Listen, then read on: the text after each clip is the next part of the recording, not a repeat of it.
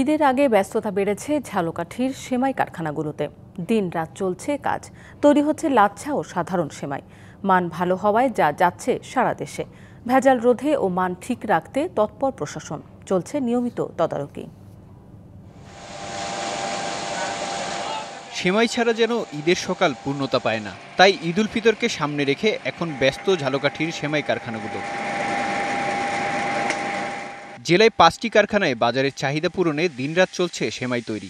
পাইকাররা এখান থেকে কিনে পাঠাচ্ছেন সারা দেশে।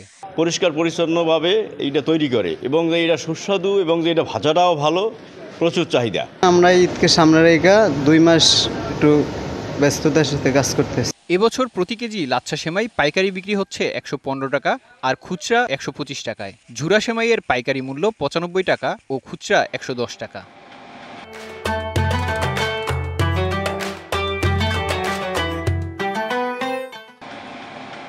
তবে ঈদের আগে 2 মাস ব্যস্ততা থাকলেও অন্য সময় বেকার থাকতে হয় 2 শতাধিক সেমাই শ্রমিককে। এ শিল্পকে বাঁচিয়ে রাখতে সরকারি প্রণোদনার দাবি কারখানা মালিকদের। আমাদের 11 মাস কোনো কাজ থাকে না, আমরা ওই রমজান 1 মাসে আমাদের খুব প্রেশানি থাকে কাজের উপরে। সারা বছর বন্ধ থাকে, রোজায় দিন পর কেনা বেচা হ্যাঁ, এখন বর্তমানে হ্যাঁ কেনা বেচা হয় না। আমাদের যদি বেসিক সহযোগিতা করতো তাহলে আমরা আরো ভালো থাকতাম, আরো ভালোভাবে আমরা মাল উৎপাদন করতে পারতাম। উদ্যোক্তাদের স্বল্প সুদে ঋণ দেওয়ার আশ্বাস বিসিক কর্তৃপক্ষের। এই শিল্পের মালিকরা যদি বিসিকের নিকট আর্থিক এবং কারিগরি সহায়তা চায়, তাহলে বিসিকের পক্ষ থেকে তাদেরকে আর্থিকভাবে সহায়তা করা হবে।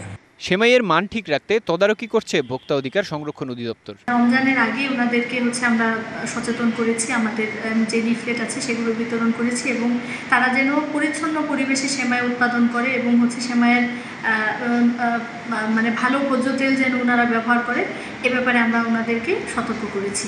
DBC news desk.